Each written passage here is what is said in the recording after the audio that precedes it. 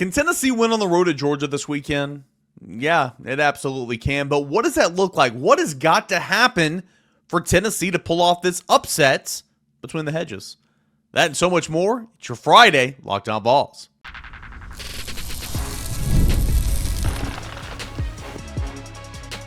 You are Locked On Vols, your daily podcast on the Tennessee Volunteers. Part of the Locked On Podcast Network, your team every day. What is up, everybody? Happy Friday morning, the unofficial start to your weekend. And this is the unofficial start to your tailgate this weekend for Tennessee and Georgia. It's your Friday Locked On Vols. I'm Eric Kane. Can't thank you enough for being here every day. You guys are the best. And this show is presented by our friends over at FanDuel Sportsbook. New customers can place a $5 bet. You're going to get started with a $150 in bonus bets if your team or if you win your first $5 bet. Visit FanDuel.com to go ahead and get started today. All right, it is a Locked On Talkin Vols Friday. It's funny. Shout out Alex, a couple others. I literally had a couple of people text me last Friday that said, just so you know, we live for Locked On Talkin Vols. Okay, this is what we wait for all week long. It is my favorite start to the weekend every single week. So we really appreciate that. So we're going to get into our chat, our show-long conversation with Boogie Bentley.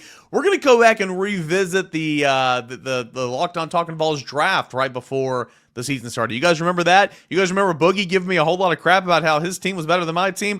Okay, well, we're going to go back and revisit that this week because my team blows his team out of the water. It's not even close. So we're going to do that. Of course, talk about Nico, how Tennessee and Georgia and all that good stuff. So we're going to have a good time right here on your Friday show. So without further ado, let's get into my conversation with Boogie Bentley of the Talkin Vols Network. Boogie, it's a big one, man. This is the game, right? I mean, Alabama's a massive game. Florida's a massive game. But, you know, just like in 2022, I mean, everything in front of you. 2022, both teams were undefeated. I recognize all that. But you win this game, Tennessee in all likelihood is going to play for an SEC championship. In all likelihood, you have cemented yourself if you hang on, take care of business over Vanderbilt. Even in that regard, you have a win over Georgia. You cemented yourself most likely as a college football playoff team. This is a massive football team for Tennessee, and Georgia's back is against the wall. They're angry. We know it's the first home game of the season. Hard to believe the first home game of the season at night. The first home game for them in like a month. It's going to be a big one, man. Good morning.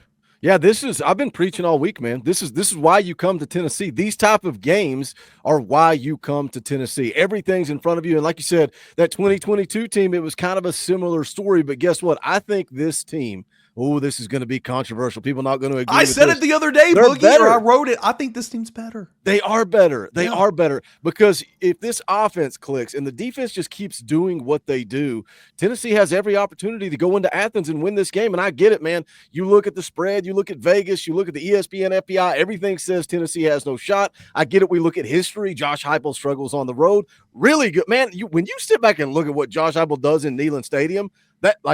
Who's better? Who's better at home than Josh Heupel inside of Neyland Stadium? But now you got to take that next step, right? I feel like this program has taken step after step after step. You go find a way to win in Athens. You get yourself a shot at an SEC championship. You get yourself into the college football playoff. And I don't need to hear this nonsense about Vanderbilt. You go take care of business on Saturday. You're winning out, and you're going to Atlanta for a shot at an SEC championship. I have one of my hairs that's just sticking up. Like I look like alfalfa, except it's in the front of my head instead of the back of my head. I totally thought you were about to just pause it and like restart or reset, but you're just leaving it in, just rolling with it. I don't care. I'm not ashamed of who I am. All right, I'm not ashamed of what's going on here. The old hair gel's not sticking this morning. But see, you got hair, so you don't have to wear a hat. It's us balding guys that have to roll with the hats all the time. Hats, glasses. That's the secret to dude. Success. I like go and get my hair cut, and I'm like, can you thin it? She's like, are you sure? And I'm like, yeah. She's like, most men your age don't want to thin it. I'm like, I know I'm blessed, but like, God, it's like a mop up there. So like, can we thin it every time? She's like, are you really blessed? Like, how much time do you spend getting ready in the morning? Man, I get up. It takes 2 seconds. I'm ready to roll, baby. Throw a hat on. Bro, I wake up. I get in the shower. I brush my. I mean, it takes it's like a 10-minute I mean, brush your teeth for like 10 seconds and move on. What is that? What movie is that where they're like, you brush your teeth for 10 seconds? Yeah, don't you? No, is that no? It's The Office. It's The Office. No, it doesn't take long at all. You just throw a little comb in there, throw a little gel in there, and you're good, man. You're good. Welcome to Locked On Talkin Vols. Hey, this is why people text me and tell me they love this segment more than any. Georgia, man, it's It's going to be a challenge, dude. Let's go ahead and tackle the elephant, the lead of this. Obviously, you know, we record this before Friday morning. You guys know this, but at the time that's recording, Nico Iamaleava officially questionable. Okay, going through the process, got knocked out. Didn't come back in the football game for the second half against Mississippi State. Was in the locker room. They wanted to get around, noises and light shows, and had a towel over his. I mean, clearly was going through that protocol, right? And he did a little bit of practice on Tuesday. He did more practice on Wednesday, so he's doing more and more and more. We're not doctors, man. People have asked me all week long, like, just tell me, what do you think? So I'm like, I don't know. I'm not a doctor. And if you've ever had a concussion, you truly just don't know, because it is a day-by-day thing. Like, it's not one of those where, like, oh, well, if he's 60%, can he tough it out? No, like, that's not how these work, right? So it's been a little frustrating in that regard, just because, I mean, I know he's the quarterback and he's the biggest story and all that, but like the unknown, I guess. So let me ask you this. If Nico is not playing for Tennessee, does Tennessee still have a chance to win on the road? 100%.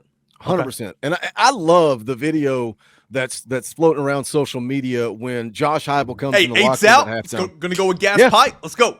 Let's roll. And how does the team respond? They're like, well, let's go. And he goes, you guys do your job, and he's going to do his. And then listening to Gaston Moore on the Players Lounge talking about preparation, and Jake Merklinger's like, man, is it hard as the backup that you don't know when your time is coming, but you still have to prepare every single week like your time is coming. He's like, yeah, look, I get it. I'm not the guy, but I still got to go home after practice, and I'm still going to sit down, and I'm going to get in the playbook, and I'm going to watch film, and I'm going to prepare as if I am the guy. I think Gaston Moore is ready for the moment. He's a veteran guy. He knows the offense inside and out. I think Josh Heupel has confidence in him. I think this football team has confidence in him. I just hope the play calling doesn't go too conservative. I think you need to let him take his shots. We saw against Mississippi State, he can take those shots. He can make those throws.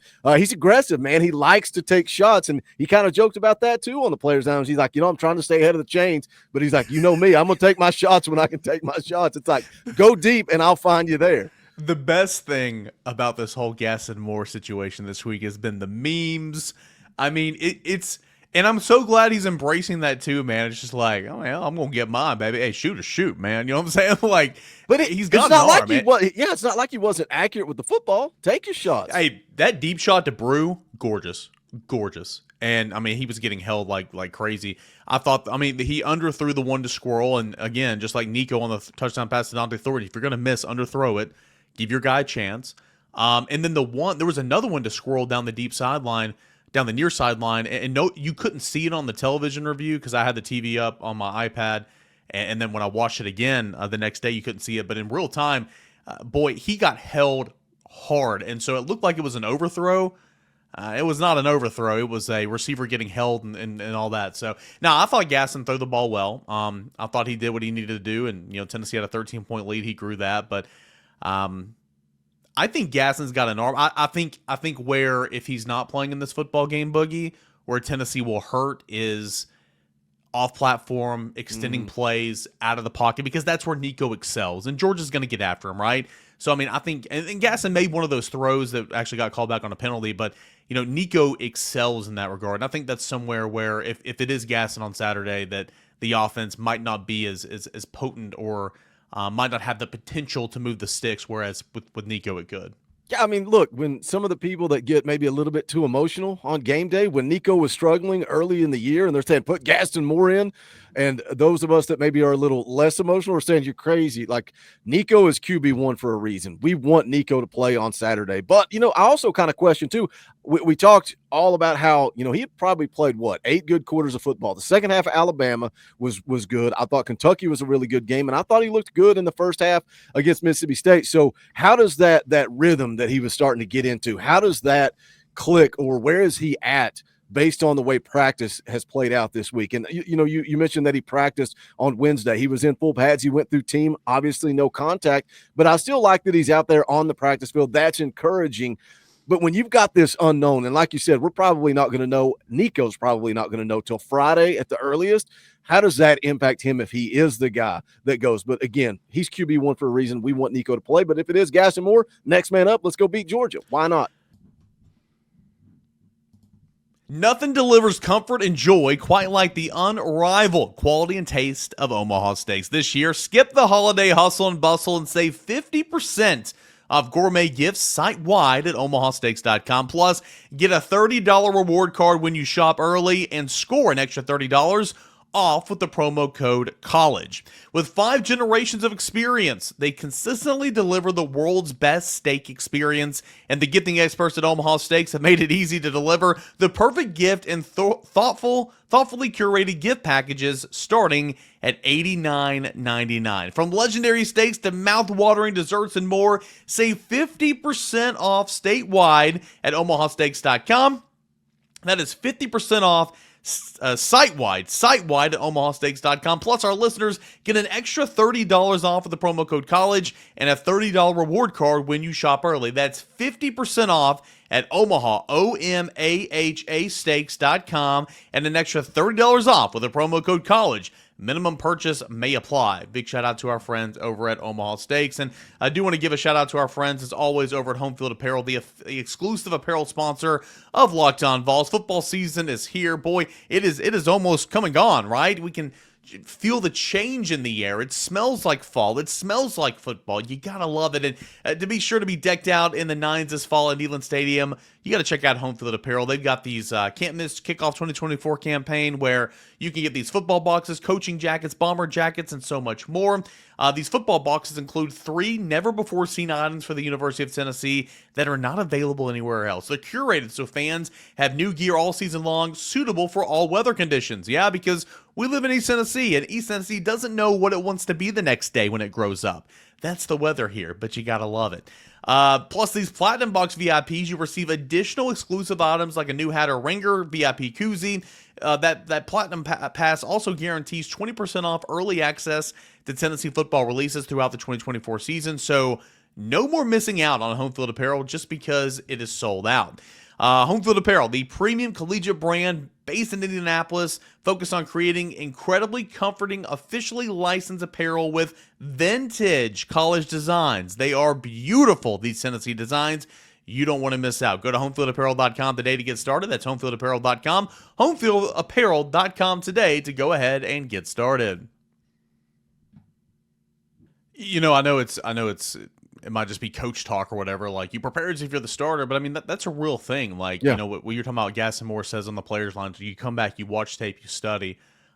Even if you have a guy in front of you that is a little 50-50 or questionable, like, you prepare as if you are the guy, and the worst case scenario is you're not, and you're sitting there, you're ready to go if you're needed, but you know you're not the guy. And so I think Nico's preparing as if he's going to go out there and play. I know that those around Nico, I feel like, are just kind of expecting that he's going to be ready to go and go play in that football game. So I like the fact that, and I mean, you could be in so much worse situations if you have Gaston Moore, a 5th-year senior who came with Josh Heupel from UCF that has so much confidence. I think Tennessee's in a good spot. Now, again, I'm going to continue to say this all week long. Like, don't hear me wrong. Like, for me personally, it's hard to pick Tennessee to win this game without Nico. And that's not because Nico's won all these games for Tennessee this year.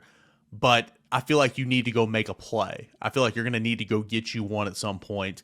And Nico can, in my opinion. So I would have a hard time picking Tennessee to win this game if Nico's not playing. Now, having said all that, as we shift gears here, Boogie, the reason Tennessee, this is absolutely, in my opinion, going to be a game no matter what, who's playing quarterback for Tennessee, because Tennessee's defense is better than it was in 2022, okay? Tennessee has a real defense, and last time I checked, Georgia's offense is taking a significant step back. Carson Beck has taken a significant step back. The rush game for Georgia's taken from like top 3 in the conference to number, wait for it, 15 in the conference. They're going to go out there. Beck still is going to throw it around the yard. He's going to finish with over 200 and some odd passing yards. I mean, he's still going to go get his. But Tennessee's defense will create opportunities. And you couple that with the way Dylan Sampson and this offensive line has run the football. It's 90s football, baby. Sign me up. But Tennessee's winning that way. And that's why I'm saying, even if it is Gaston, it's not Nico, I think this is going to be a close, contested football game that's going to come down to the fourth quarter. Yeah, I think the defense, everybody, the old cliche, defense travels. Defense does travel, and that's why I'm right with what you're saying, and that's where I was on our Wednesday night show when we have to do our predictions. I'm like, the magic number is 20. That's it. I don't think Georgia can score 20 points on this Tennessee defense. I think the defensive line, like I heard somebody comparing, they said whose defense is better, Tennessee's or Ole Miss? Whose defensive line is better, Tennessee's or Ole Miss? And I'm not taking away from Ole Miss. They've got a really good defense. They got a really good defensive line. I think Tennessee's is better. Now, of course, that game was at Ole Miss. That plays a factor. That's part of this. So the question is, can Josh Heupel find a way to score 20 points on the road against Georgia? And I think the answer is yes. I think this defense is not going to let Georgia get to 20. I think they're going to dial up pressure. I think they're going to, come after Carson Beck.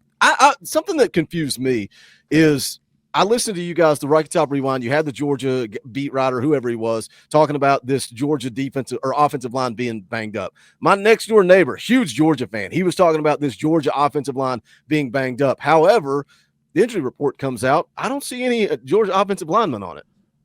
There's one on there. I think it's the sorry, I know doing this in real time it doesn't really work. I put you on blast there. I should have had it ready. I was looking for it too. It's a Grant Ramey special. The injury report's right there on VAWLZ.com. Micah Morris is a starter, if I'm not mistaken, and he's questionable. Tate Ratledge, is he back? Yeah, so Tate Ratledge is not on the injury report, but he's been banged up all year long. Yeah. Their center, I don't know what his name is, but he's been hurt. I mean, to your point, you can kind of compare it to a John Campbell situation, a Lance Hurd situation. Like Lance was obviously out for 2 games earlier this year, but like they've been playing through it. Not been 100%, but been playing through it, so they're not on the injury report. I don't quote me, but I'm pretty sure Micah Morris is a starter, and he's listed as questionable. But regardless, they've got a couple of guys up front. And everybody I've talked to, I've done behind enemy lines with Dogs HQ. I've talked to Jake Rowe, the guy you're referencing, and they said that the offensive line has dealt with injuries all year long, and it's not been great. But it does look like for the majority of the time those guys are back, but are they 100%? Tate Ratledge has not been 100%, and it showed. They said that he's hobbling out there, which, boy, take advantage of Amari Thomas, take advantage of Omar Norman. You know what I'm saying? Like, I think that's going to create some opportunities. Also, too, I mean, we know this same story, rinse, repeat. Tennessee's defensive line, they're not going to run out of gas. Something that I will always remember, I guess it was in 2021 when Rodney Gardner first got here. He said, the way I look at it, you can't go back and put more gas in the tank. Once it hits E, you're done. You're done as a football player in a game. And so he's like, I never wanted to reach E. I want to make sure there's always a little bit left, a little bit left, a little bit left. And that's how he approaches his rotation and why he plays so many on the defensive line. He's like, man, when we won when we played for the national championship or whatever, back at a previous stop, he's like, I don't think I ever had the same starting 4 on the defensive line. I think it was different every single week. And I think that's going to really pay dividends in a game like this for Tennessee. And you get pressure on them, you force back into a bad decision because, he's turned the football over 12 times through the air, 14 times overall this season.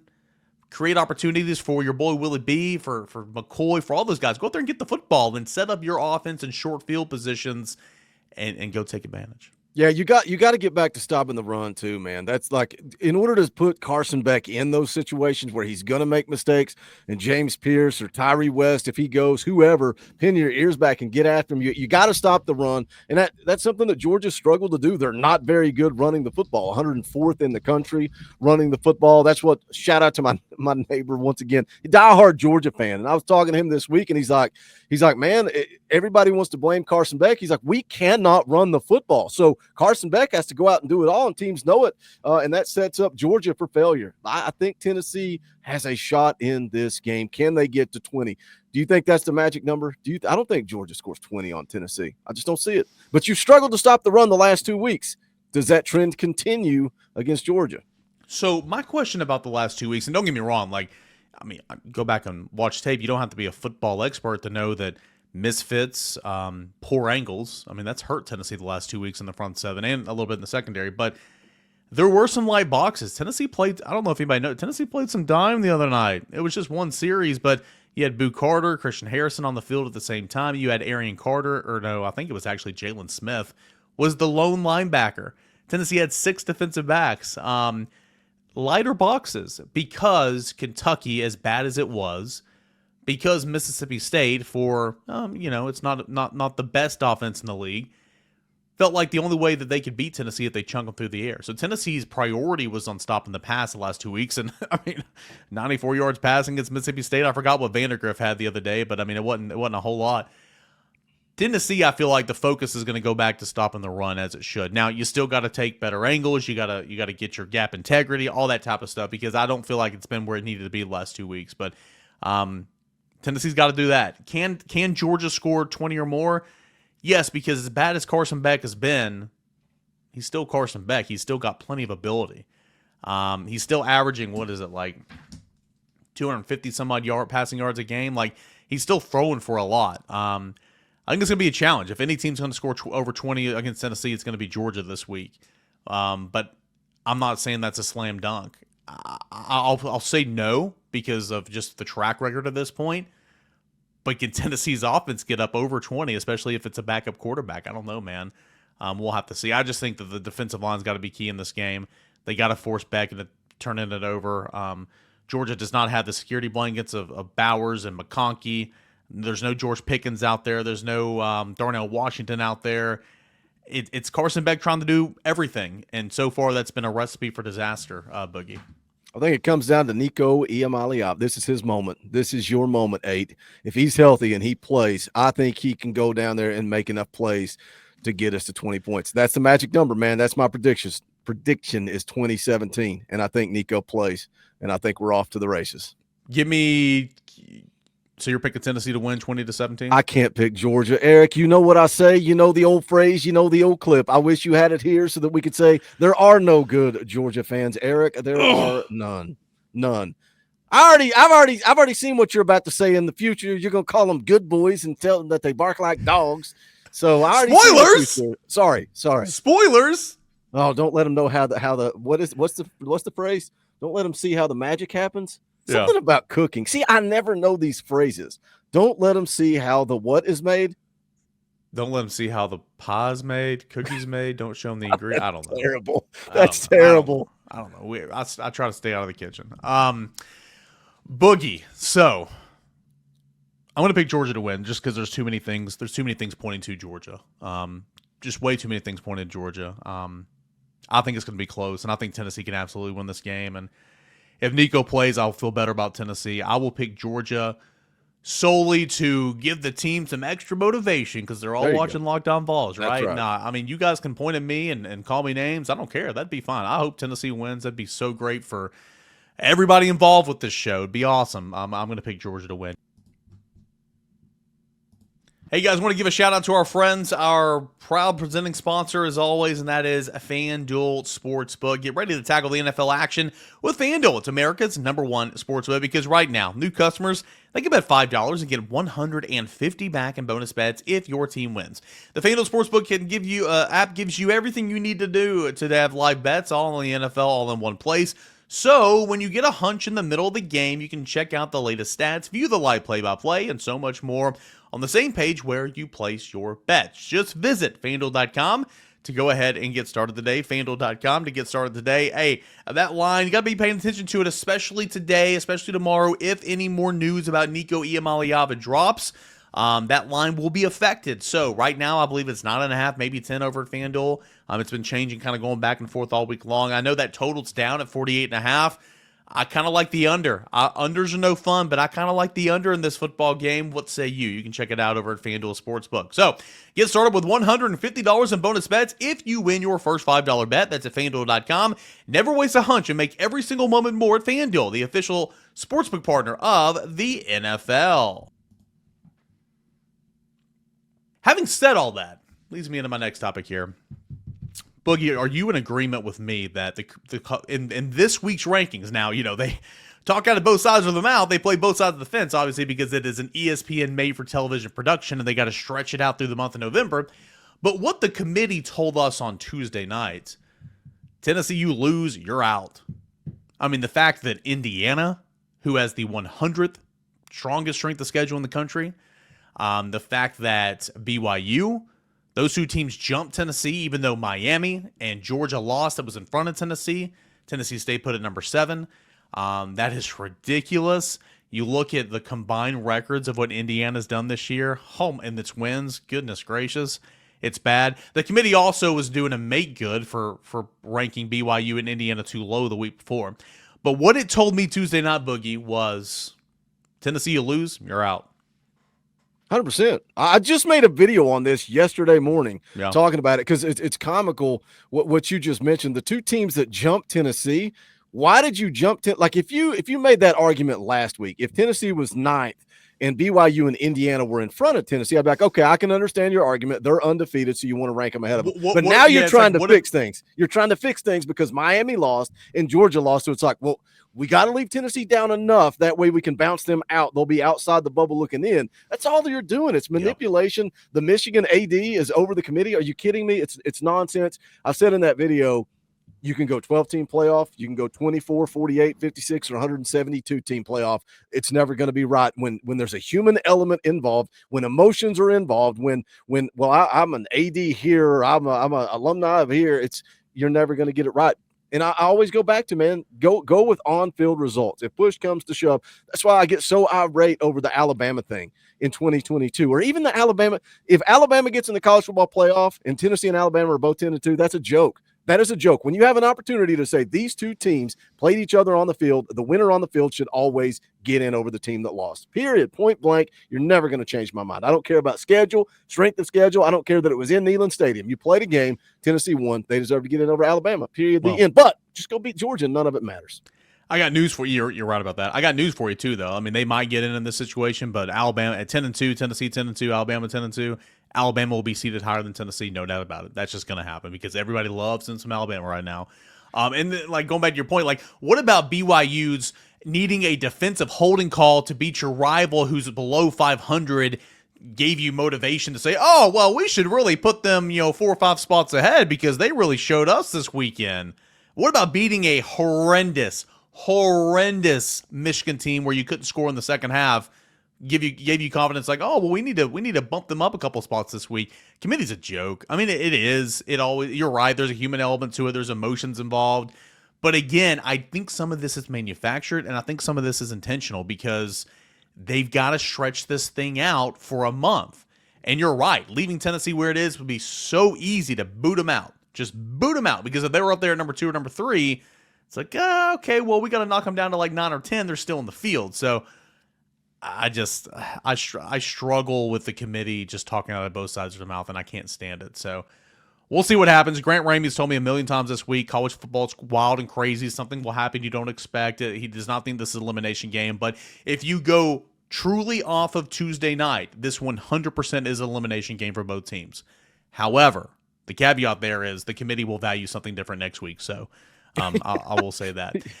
I want to end on this, Boogie. I had a guy jump in and on the DMs, Brian. We talk a lot, and shout out Brian. I really appreciate you. And he said we should go back and revisit what you did with Boogie before the season. I'm trying to find it here. The Locked On Talkin Vols draft. I was like, you know what? That's a really good idea. I wonder what those teams look like. If I remember, Boogie was taking victory laps, just victory laps. This is the only reason. Does Brian even really exist? Does Brian exist, or is this just you making this up to try to own me, to try to win me here late in the season? No, because when you sent me the list, I was like, this is not good. Brian will tweet at you. He'll let you know he's real. No, he's very real. It's not my imaginary friend. His name is George. Here's the list here, and I'll read it out for those of you guys that are listening. Team Boogie. Number 1 overall, Nico. Not bad. Number 3 overall, we alternated picks. Number 3 overall, Lance Hurd. He's playing better. Number 5 overall, Jordan Ross. Well, I thought that was premature at the time, and that stands true. Number 7 overall, Brew McCoy. Eric. I'm drafting for the future. Number 7 overall, Brew McCoy, which is Tennessee's best receiver. Number 9 overall is Arian Carter. Good pick. Number 11 overall, Boo Carter. Good pick. Number 13 overall, Omar Norman Lott. Good pick. I mean, I can't argue there. Number 15 overall, Mike Matthews. Number 17 overall, Ricky Gibson. Good. Number 19 overall, Cam Seldon. Okay, so that's not great. Cam Seldon's going to transfer to Team Kane after the year's over. I burned his red shirt out of spite. Yeah, there you go. All right, here's Team Kane. Number 2 overall, James Pierce. Good. Number 4 overall, Cooper Mays. Good. Number 6 overall, Dylan Sampson. Heisman Trophy winner. Number 8 overall, Squirrel White. I'm not cutting him, but he's underperformed this year, but I'm not cutting him. Number 10 overall, Jamal McCoy. Hello. Number 12 overall, Keenan Peely. It's tough, man. Hate season-ending injuries. It's tough. You got excuses for every pick. Come on. Number 14 overall, Bryce Neeson. I'm there. Number 16 overall, Dante Thornton. Well, he's averaging 30 yards a catch, so I'll take him. Number 18 overall, Ethan Davis. Picked the wrong tight end. And number 20 overall, Jake Merklinger. Obviously Gaston Moore's the backup quarterback. So what do you think, Boogie, when you're looking at those two teams? Who right now picked the better team for 2024? That was not the rules. The rules was not pick the best team for 2024. The rules were pick the best team.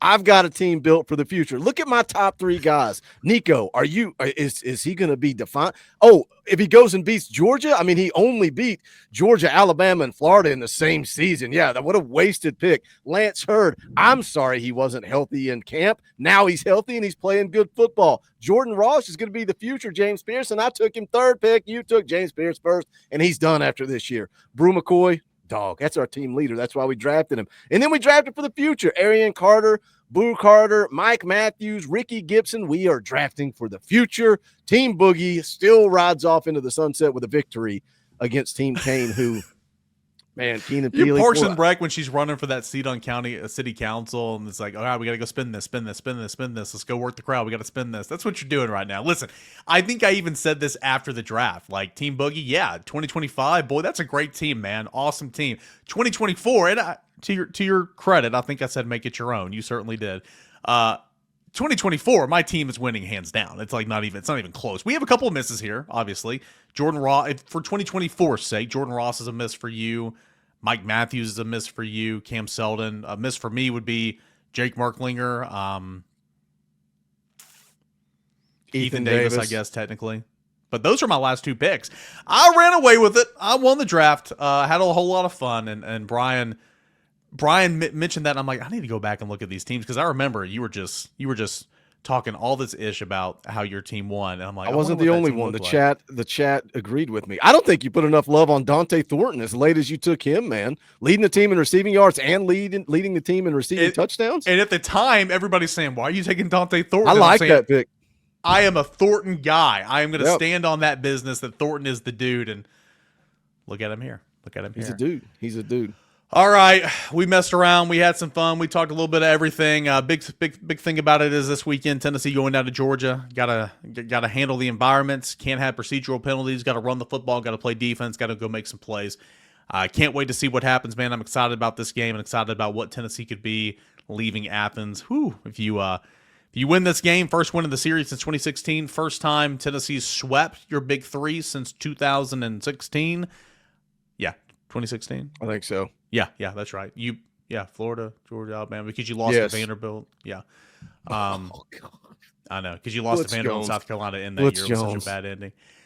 Not many quarterbacks, not many guys have done that, sweeping the big 3 in a season. We'll see if Nico and Tennessee can do that. Boogie, what do you got coming up Saturday morning, Saturday night, Friday morning? I know you guys do a show Friday morning a little bit after this time airs. Yeah, Friday morning, 10 a.m. Ben McKee is going to be in the house. We're going to talk some Vol football. Looking forward to get him back on the show. Saturday, we go live an hour before kickoff and then immediately following the game. Also, Friday afternoon, game day breakdown. Put some respect on Coach Jay and Coach Rice. Man, they have nailed these breakdowns. Like, listening to them talk X's and O's and then watching the game on Saturday, and I'm like, this is exactly what those guys said on the video the day before. And Coach Jay got some really good stuff coming Friday afternoon. He's going to show you the X's and O's, the play on the field of what Georgia has been doing against Tennessee. So tune in for that later this afternoon. Great stuff as always from Boogie Bentley of the Talkin VAWLZ Network. Really enjoy him stopping by and hanging out with us here every single Friday morning. Hey, it's a big one, guys. Boogie and I kind of laid the land here for you. We've been talking about it all week long. We'll see exactly who is available. Again, we pre-record this show, so things can change, and that's normal. Just like in recruiting, things can change. But pay attention to that line if you're on FanDuel, because it will be affected. So we'll see what happens. But any way you want to spin it, like I've said all week long, I don't care who's playing quarterback for Tennessee. I think this can be a close game. Why? Because Tennessee has a great defense. It needs to go back to being an elite defense, like I said, in order to win at Georgia, in my opinion. Not because Georgia's offense is so great, but because you need to help your offense out. You do. You need to help your offense out. But again, I've said this all week long. I think this is going to be a close game. I think it's going to come down to the wire. Can Tennessee make a play? Can Tennessee make a play to go win this football game? Can it be in position to go make a play and win this football game by not shooting itself in the foot and having self-inflicted penalties, pre-snap procedural penalties? We will see. I think this is going to be a close ball game. I don't care who plays quarterback for Tennessee. Don't get in trouble if they bark at you, guys. Okay? They're going to be, if you're going to go, they're going to bark at you. 35, 40, sometimes 50-year-old men are going to bark at you. You just say good boy, and then move along. Just say good boy and move along. That's all we got to do. Okay? We don't need to get arrested. We don't need to do any of this. I mean, if they want to be 45-year-old men and bark at you, that's their prerogative. Just say good boy, go get them a treat. Okay, go get them a hot dog at one of the tailgates and say good boy and just move along. All right? Isn't this fun? Tennessee, Georgia. We'll see. We'll have so much more to talk about on Monday morning. I can promise you that. All right, stay safe. It's a big one. We'll see where Tennessee's college football playoff destination potentially can be, or if Tennessee's going to fall out of the rankings. A lot of that has to do with on Saturday, and we'll break it down every step of the way right here on Locked On Vols. Enjoy your weekend, everybody.